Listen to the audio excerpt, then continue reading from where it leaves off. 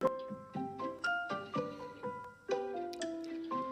I'm Banyan Lucas, and welcome to Book 101 Review.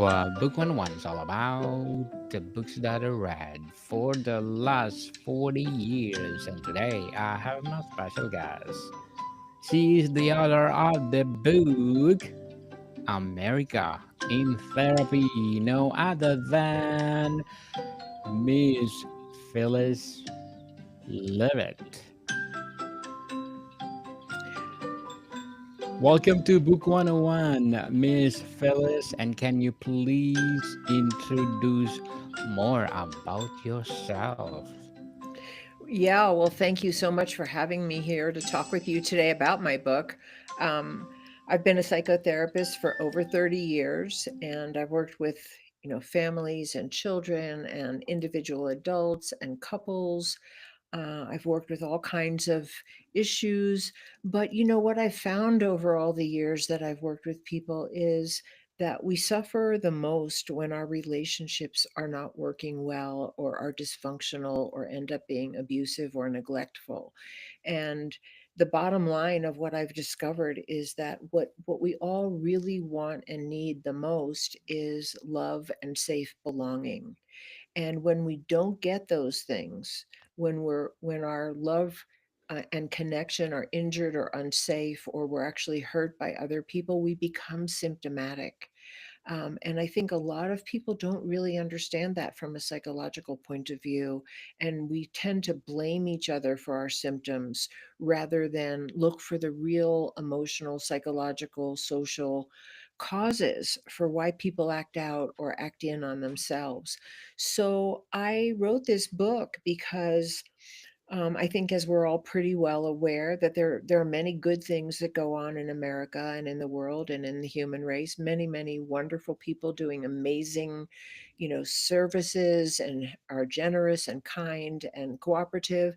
And there's also a lot of dysfunction in our country and a lot of policies and laws and practices and beliefs that really hurt untold numbers of people who become symptomatic and act out in their homes, act out in their workplaces, act out on themselves with addiction or some other form of failure to thrive. And I think it's really time for us to look at ourselves as a family, the family of America, and how could we heal some of the abuse and neglect or dysfunction that goes on within the country using the best principles of healing that we've learned in the field of psychology. How could we apply that to a country, and what would it yield us? So in my book, I'm really looking at the dysfunction that I see in America today, not from the point of view of blame or hating anyone, but what could we bring to bear on the situation that would actually bring us back into more cooperative, kind connection. Miss Phyllis Levitt, thank you so much for sharing your empowering book to us. So, what are the key challenges facing America today that contribute to its crisis? Yeah, I mean, that's a huge question. That's a huge question. And one of the benefits, I think, of looking at us as a family system is that I kind of take what I've learned from looking at an individual family, um, and applying that lens to the larger family systems. It could be a school system, it could be a business system, it could be a house of worship system, it could be a community, a state, or a government system. And the kinds of things that don't work in families are the same things that don't work in a country. So, in a healthy family, you know, w- let me start with this, because there are many things that make up a healthy family. And I'll say from the outset that no family does it perfectly. We're imperfect human beings, and that's okay. That's really okay. And for anybody listening out there who's has a family who's in some kind of a close relationship, whether it's a partner or with your children or friends or whoever it's with, you know that we have conflict. We don't see eye to eye on everything, and we never will. And it's okay. I don't think we're supposed to necessarily always see everything the same way because we each have something to offer that the other person doesn't. So if we can be open to a different point of view and maybe take in what's positive from another point of view, we can learn something, rather than being rigid and fixed in our point of view and feeling like we have to impose it on every other person. And in a family, a healthy family, there is that give and take. A husband and a wife may not see parenting issues the same way. Are they just going to fight it out and one person's going to beat the other person into submission? Or are they going to really try to work it out and hear each other deeply and make a compromise or learn how to work together better? And of course, we know the answer is that in a healthy family, people do their imperfect best to embrace conflict, and work things out the best they can so that there's some living, vibrant balance between who I am and what I need and what I believe, and who you are and what you need and what you want and what you believe, so that we find this ongoing dynamic of exchange. It's not a fixed thing. Um, and I think in a relatively family, what I would say is probably conflict is the biggest issue that people face, whether it's, about money or sex or parenting or jobs or how you clean up the house or you don't clean up the house or what we eat or whatever it is. It can be the tiniest thing about you didn't wipe up the counter to I really disagree with how you're spending money. Um, so we but I think in a healthy family, there's a commitment to nonviolence. And I think that's the bottom line, that we may disagree, we may be angry at each other, we may really have different values about certain things, but we're not going to do something. We're not going to call each other names. We're not going to slam doors. We're not going to throw things. We're not going to hit each other. We're not going to ostracize anyone. We're going to do our best to work it out. And if you're a couple and you can't work it out and you just can't, then the commitment to nonviolence is that you leave each other in peace. And if we could just adopt that as the operating principle of how we navigate conflict in our country, we would be so different.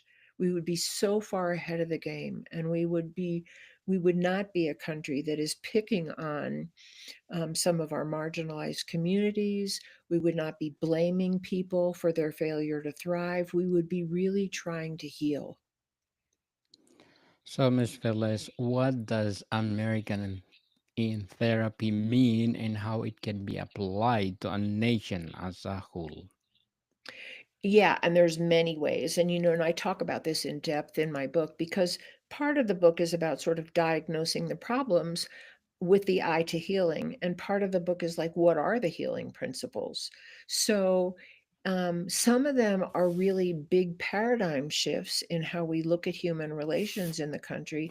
And some of them are very concrete skills and practices.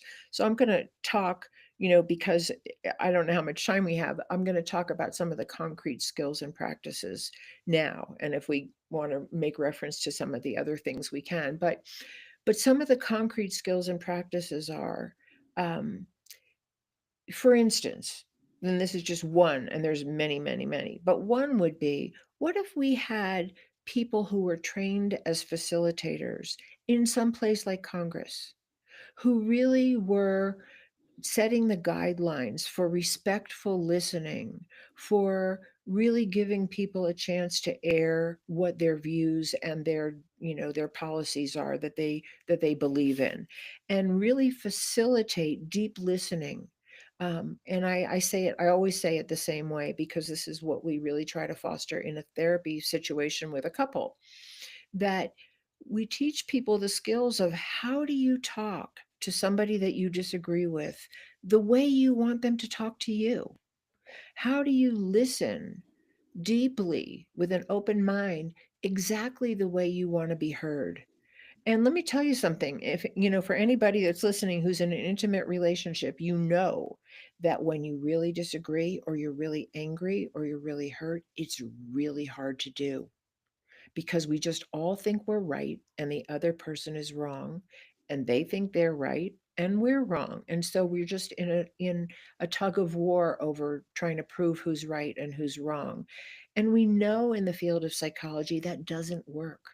What works is deep listening. What works is restraining our most impulsive, dysfunctional impulses like stomping out or calling names or humiliating the other person or, you know, accusing them or seeing them as inferior or whatever we do that's assaultive. Um, and part of the reason for that is on a psychological level, we understand and we see it all the time. And of course, you've probably seen it in yourself. I've seen it in myself that if I feel attacked, my most automatic response is to defend myself. And when you have an attack defend dynamic going on, that's all you get. You get attack and defense and another attack and another defense, and there's no coming together out of that. And in fact, it creates more pain and injury. And then you have to heal from the fight and not just the issue, right? If you do heal from it. So I see there like not as something that we impose, but something that we would want to have trained facilitators in Congress actually navigating um, political conversation, policy making discussions with, as a facilitator to help bring people to agreement. And of course, that we're a long way from that because right now I think we live in a climate very much of I'm going to beat you and I'm going to win and I'm going to impose my will on you and you're going to lose and you're not going to get your way. Um, but we know the cost of that when it happens in a family or in an individual relationship or in a business. How many people work in an environment where they don't have a voice, where they're not rewarded for their good, their good performance, where they're a cog in the wheel, where they're invisible, where they're I mean, I've worked with so many people who have actually come to therapy because their work environment is so toxic. The dynamics there are so toxic and they depend on the job for their income and they're suffering. So I see teaching some of these nonviolent communication and conflict resolution skills to people in business, to teaching kids on the playground as policy, because we want that, because we want good human relations, because we want to learn to how to get along with our neighbors, and we want our kids not to go fight on the playground, but to actually work things out or ask for help from a teacher. Um, I mean, I've worked with I know people right now whose kids are being bullied at school, and that the school does not have a policy in place to help and they come home distraught. Um, and then what happens to them? And so that's part of what I talk about in my book. Then what happens to those people? Whether it's a child on the playground or someone who's discriminated against in their workplace because of the color of their skin, or because they're a woman, or because they're disabled, um, or because they have a different religious orientation, what happens to them? They become symptomatic. They take their pain home to their family. They take their pain out perhaps on the people that work with them. Or in the worst case scenarios, they pick up a gun and they go shoot random people. And I think we have to know that. We have to know that these people who are really doing some of the most atrocious things in our society are acting out unresolved pain that's come to them from other human beings. It doesn't make it right what they do. It doesn't mean they shouldn't be held to account. But if we don't actually try to heal what hurts people, whether it's in an individual family or in the family of America from injustice and discrimination and withholding of resources and all the things that we know go on, um, the cycle of violence won't stop. So, Miss Phyllis, what would be your advice in American people in terms of therapy? Yeah, I mean, there's so many things, I guess I would say, um, we start with ourselves. We always start with ourselves because it's our own unhealed wounds, and most people I know have some from somewhere. Um, It's our own unhealed wounds that we act out on ourselves and other people from. So I could give you a million examples, but somebody who grew up in a household that was filled with rage and physical violence, chances are they're going to either have identified with the aggression and become rageful and aggressive toward other people because that's what they learned of how you deal with human relations and conflict and disagreement, or they become really passive and helpless because they've been so overpowered that they've given up the fight and they don't fight back. And often, what you see with people that have gone that direction of becoming powerless and helpless through no fault of their own, um, is that they can't protect the people around them either. They often are the people who don't protect their children from an abusive spouse or an abusive family member, or can't stand up, for their child on the playground because they've internalized helplessness. And so we start with ourselves, that we start with healing our own unhealed wounds. Going to therapy is actually, and I'm not saying every person needs to go to therapy because, first of all, every person's not going to go to therapy. Um, but we start with looking at ourselves. Where am I coming from? Am I responsible when I have a disagreement with someone, or do I yell and scream, or do I slam the door in their face, or do I stop talking to them for a week? What am I role modeling for my children? And if I'm really stuck in a pattern that's dysfunctional, can I get some help? Can I read some self help books if I don't go to therapy? Can I learn better conflict resolution skills? Or can I go to therapy and address some of the childhood wounds that are fueling some of my behaviors? I don't know if you've ever experienced this, but I've had this experience. Um, I'm never going to be like my mother was around that. And then all of a sudden you hear that coming out of your mouth, right? Because it's in our unconscious and it just bubbles up.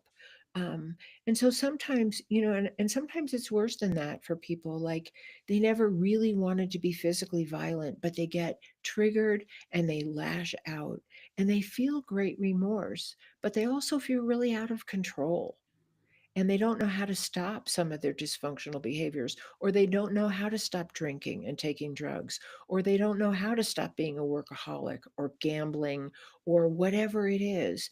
And it's not because they're bad people, it's because they just really need help. And I think unfortunately we still have a lot of our value system as a society that sees looking for help as a weakness rather than as a strength. And it really is a strength. So looking for help is a strength, and offering help is a strength. Like, what can I do for you rather than how can I judge you? Very well said, Miss Phyllis. Very well said. And what is your short-term and long-term goals in writing? Well, I would really like to promote this book because I feel like it's just sort of a bottom line of understanding our basic psychology and how family dynamics play out on every level and what we can all do. Everybody can play a part. You don't have to be a therapist to be loving and kind to another human being, to work on your own stuff, to restrain yourself when you really want to lash out. You don't have to be a therapist to do any of these things, to just be nicer to your neighbor or to the person standing in line in front of you. So I want to really promote my book. I would honestly love to see it be part of a curriculum in a school or in a psychology class, because I think, everything that I've learned as a therapist over so many years, I've tried to condense into a really readable form in the book. It's not an academic book. It's really written for anyone. You don't have to be an academic. You don't have to be a psychologist to understand it. I have lots of stories and case histories and illustrations of the points I'm making. So that's one goal. I love talking with people like you and sharing these ideas to a larger audience. I would love to, be a speaker at different events. And I may write a sequel to this book because I have lots more that isn't in the book. So those are some of my short term and long term goals. And thank you for asking that. Yes, good luck for your goals in life, Miss Phyllis. So, to sum up our episode, how can the lessons learned from this process shape America's approach to future crisis? The bottom line, I can say it in one sentence, is that we would be committed to peace. We would be committed to nonviolence. And I think that's the beginning. And I think that's what we all want in our own lives. Nobody wants violence in their own lives. Nobody wants somebody taking their children away or stealing their home or shutting off their utilities or denying them health care or bombing them. We don't, or raging them at their office or, not seeing them as a valuable human being. None of us want that in our own lives, but we allow this to be done to other people. And so I think the commitment to peace and nonviolence and really working out our differences is the goal. And I think it's the gold. I think it's the gold. Definitely, definitely. So, Miss Phyllis Levitt, again, thank you so much for sharing your empowering books to the world. And do you have a follow up for this book? Um, well, I do actually have, if anyone can go to my website, it's my name, phyllislevitt.com. And if you just sign into my whatever, you can get a free copy of a PDF that I made that's based on one of the chapters of my book, and it's called The Six Secrets of Repairing Relationship When There's Conflict. And that PDF is designed for you to apply that in your own life. And the bottom line of that whole PDF and those six elements is I focus on my own responsibility and I stop blaming you. I can tell you the truth of what I need from you or what doesn't work for me with you, but I do that in a way that is responsible and respectful. And the goal is that I'm working it out with you, not that I'm punishing you or shaming and blaming you. So that PDF is free if you sign in for whatever, contact me. And I also have on my website, if you scroll down the homepage, there's a free quiz you can take on identifying your conflict type. Are you combative? Are you passive aggressive? Are you submissive? Are you avoidant? Or are you someone who actually does make an effort to mediate conflict in a healthy way? And then there's a whole kind of PDF that you can read more about those conflict types. So I have lots of free things that I would love to share with anyone who wants them because my goal is to just spread the word. And those are, Yes. you're showing my previous books, A Light in the Darkness and Into the Fire, are the first two books I wrote. And they're very different. They're more about my own healing journey from trauma in my childhood. So that's what Yes. those.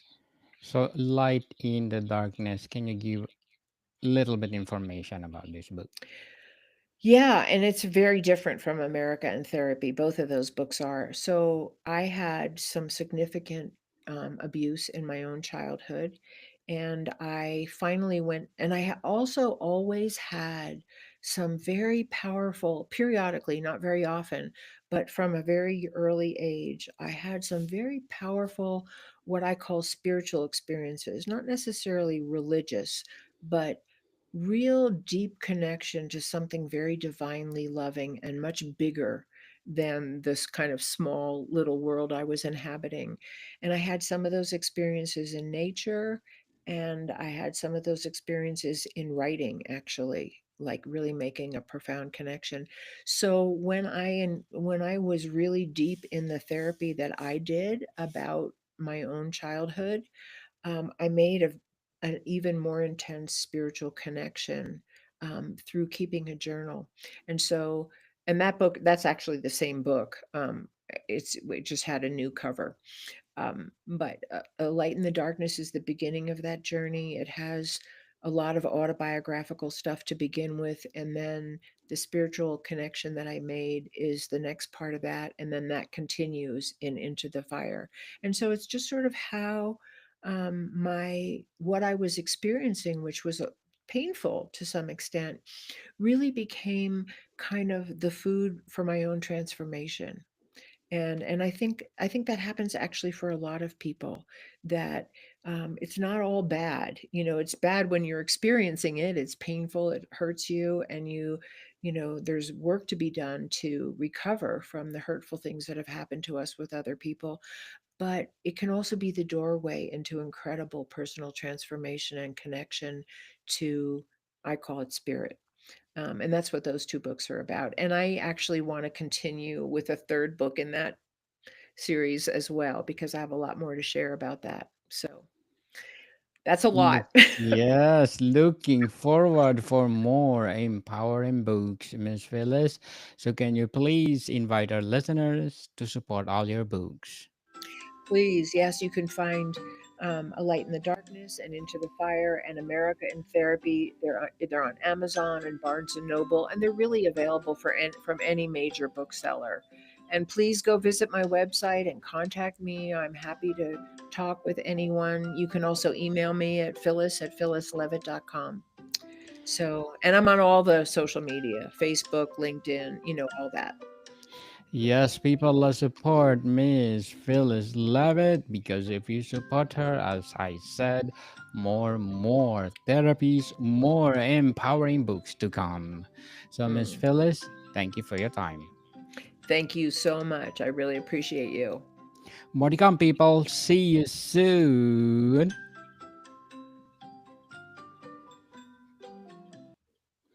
You are most welcome to come back, Miss Phyllis, next year, and let's Oh, promote